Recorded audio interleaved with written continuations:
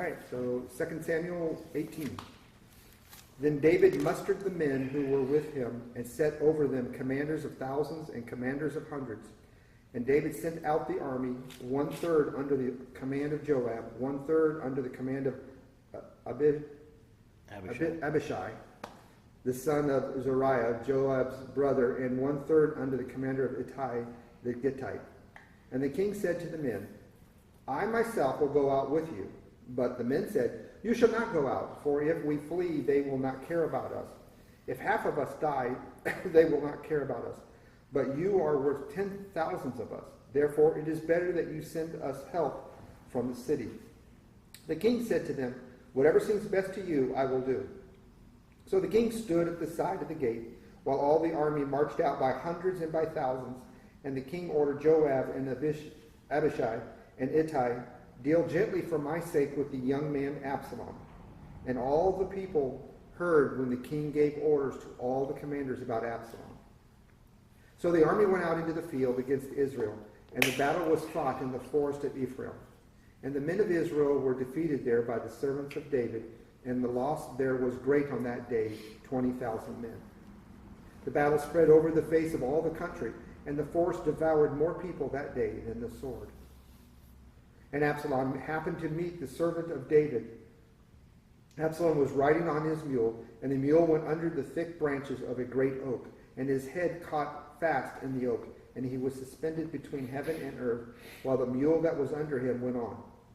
And a certain man saw it and told Joab, Behold, I saw Absalom hanging in an oak. Joab said to the man who told him, What? You saw him? Why then did you not strike him there to the ground? I would have been glad to give you the 10 pieces of silver and a belt.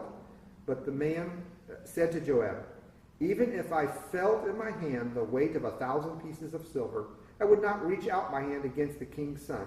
For in our hearing the king commanded you and Abishai and Ittai, for my sake protect the young man Absalom. On the other hand, if I had dealt treacherously against his life, and there is nothing hidden from the king, then you yourself would have stood aloof. Joab said, I will not waste time like this with you. And he took 3 javelins in his hand and thrust them into the heart of Absalom while he was alive in the oak. And 10 young men, Joab's armor-bearers, surrounded Absalom and struck him and killed him.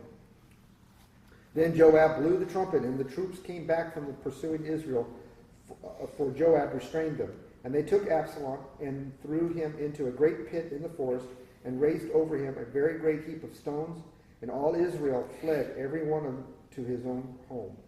Now Absalom, in his lifetime, had taken and set up for himself the pillar that is in the king's valley. For he said, I have no son to keep my name in remembrance. He called the pillar after his own name, and it is called Absalom's monument to this day.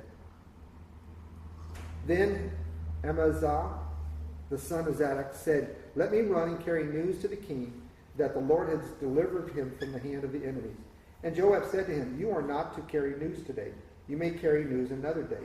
But today you shall carry no news, because the king's son is dead. Then Joab said to the Cushite, Go, tell the king that what you have seen. The Cushite bowed before Joab and ran.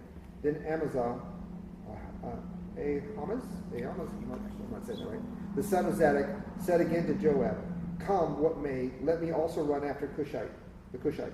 And Joab said, Why will you run, my son, seeing that you will have no reward for the news? Come what may, he said, I will run. So he said to him, Run. Then Amazah ran by the way of the plain and outran the Cushite. Now David was sitting between 2 gates, and the watchman went up to the roof of the gate by the wall. And when he lifted up his eyes and looked, he saw a man running alone. The watchman called out and told the king, and the king said, If he is alone, there is news in his mouth. And he drew nearer and nearer. The watchman saw another man running, and the watchman called to the gate and said, See, another man is running. The king said, He also brings news. The watchman said, I think the running of the first is like the running of Amazah, the son of Zadok. And the king said, He is a good man and comes with good news. Then Amazah cried out to the king, All is well. And he bowed before the king with his face to the earth and said, Blessed be the Lord your God, who has delivered up the men who raised their hand against my lord the king. And the king said, It is well with the young man Absalom? Amazah answered, When Joab sent the king's servant, your servant, I saw a great commotion, but I do not know what it was. And the king said, turn aside and stand here. So he turned aside and stood still. And behold, the Cushite came, and the Cushite said, good news for my lord the king. For the Lord has delivered you this day from the hand of all who rose up against you. The king said to the Cushite, is it well with the young man Absalom? And the Cushite answered, may the enemies of the Lord, the king, and all who rise up against you for evil be like the young man. And the king was deeply moved and went up to the chamber over the gate and wept. And as he went, he said, O my son Absalom, my son Absalom, would I had died instead of you. O Absalom, my son, my son. Mm-hmm.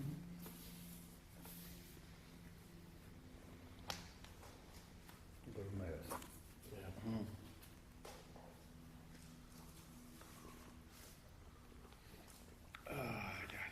So as a reminder that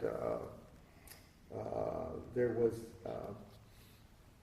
what's his name, Ahithophel had, laid out this strategy, which in retrospect was probably really the best strategy that Absalom could have done, and that was send out 12,000 men and go get David and kill him quickly, get it done.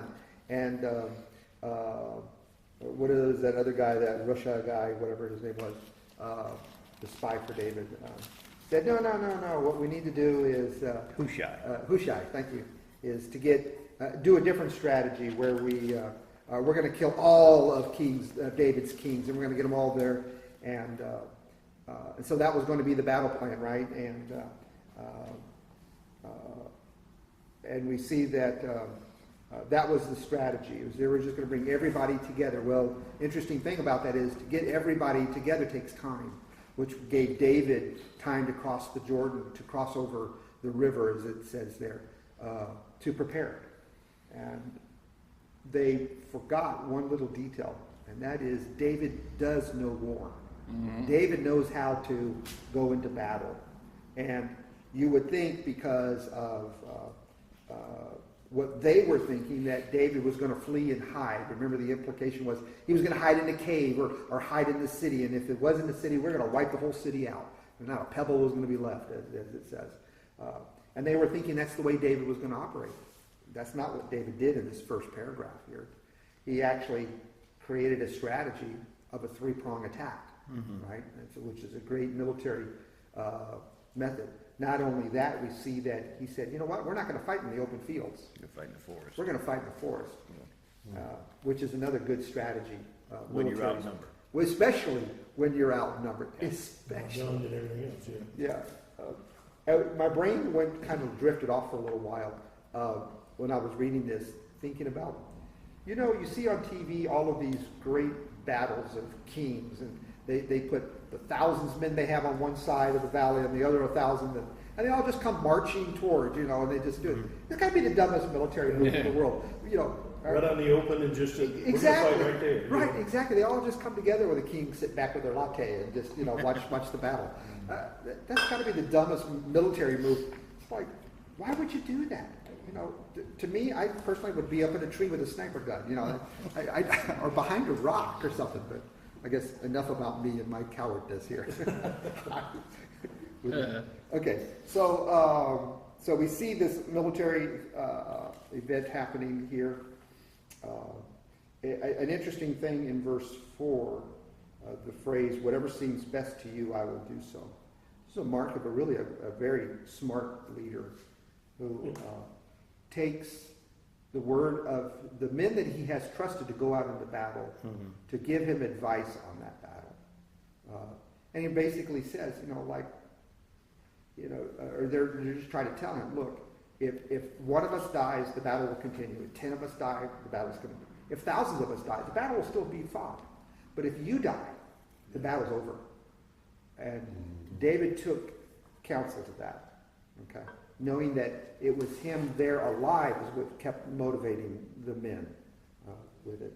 And I think it's wise for us to listen to people we've put in, trust in. Also, what we seem to forget is about David's also his godly wisdom, which was, But I also say this, that you look at the decisions that Absalom made, I'm sure, the young gun, so to speak, David probably, if I read correctly, Joab and some of his main men went with him. I mean, they fought a lot of battles with David, so it's not just David knew war, his commanders knew war. Where Absalom was starting fresh up, and a lot of times you make decisions on friendships and not on, was he really the best man for the job? Right. And you know, again, that's another thing to learn. Like, you know, it's wise. You got to pick the wise people also, and you keep them with you. Yeah. Where Absalom seemed to me very emotional. He was a good speaker. He was a PR guy. It seemed like, but when it came to planning, like he made some dumb mistakes. Well, we've talked about this throughout the last few chapters. That it's pride. You know, it's pride that is constantly there for him. Everything he's motivated by is by pride. Yep. Remember the hair. His hair would grow so long. Yeah. You know, once a year he'd have it cut, and then he'd have it weighed, right? To say, look how heavy my hair is. Okay. I think in this story we kind of think that might have done him in, actually. Right. Yeah, they had kind of caught up with him, so to speak. Yeah. I think if he was well shaved, that may not have happened as much. But anyways, getting ahead of myself here, I guess. And the opposite is, basically, when he was killed, the battle was over. So David's men were correct. Right. Because David stayed back. Yeah, and you see that. That's another wisdom. Absalom's men, when they found he was dead, they all fled. They all fled. The battle was over. Our king is gone. They have no more heir. They have no more. The throne is not theirs any longer because he is the blood of David. So we can't follow anyone else. So actually, probably saved lives. Right. Yeah.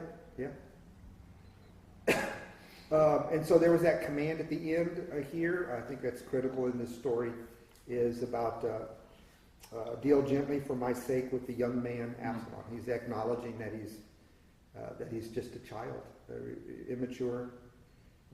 It must be tough for David knowing that he did not really raise his son to really follow. Or he was doing it too early. I'm not sure the age. Yeah. Just must be tough for that. Well, it's interesting, in the tail end of 5, it says, and all the people heard when the king gave the captains their orders regarding Absalom. Yeah. I thought that was interesting, instead of just saying he I gave think- the orders. Yeah. He said everybody heard. Yeah, exactly. Everyone heard this, and that's kind of what this other guy, the guy I'm having a hard time saying his name with, he reminds him, or whoever it was that found Absalom the tree. He said, hello, I heard it. Everyone heard not to kill Absalom or to treat him kindly. Yeah. I mean, from a management standpoint, there are things you tell people, hey, watch this guy, mentor him, take it easy, but you don't announce it to everybody that, you need to take extra care with this one. Right. And also, you saw what he told, how much he respected Joab. Joab was a snake. Yeah. He said, if I killed him, you're going to be the first one to throw the stones at me. But, Yeah, exactly. It tells you a little bit about Joab. Exactly. No, I think this is a different Joab, by the way, is it not? I don't know, is it? I don't know. The reason why is because... Well, he must be something in the name, because he's the same way. He says, you'll be the first one saying I shouldn't have done it if I do it. How do you 25 of 7. where do you get a clue it's a different? And 25 and 17. This is why I said that, but maybe it's not. Now, and maybe different even for me. So now Absalom in 25:17 said, now Absalom had set Amasa over the army instead of Joab, and that's the reason why I was getting that. But this is Joab's under David's army. So yeah, it probably is that Joab. That's what I was trying to figure. That's why I was saying that he didn't pick. I would say he had a chance to pick this Joab. Yeah. That's the way I look at it. And he you're chose right. not to. Yeah. And that's what I said. That was not probably because this Joab, I'm sure, was the one that fought with David. That's what I was thinking. Yeah. Okay. Yeah. He knew the battle. Well, you pick someone else. Well, okay. Right.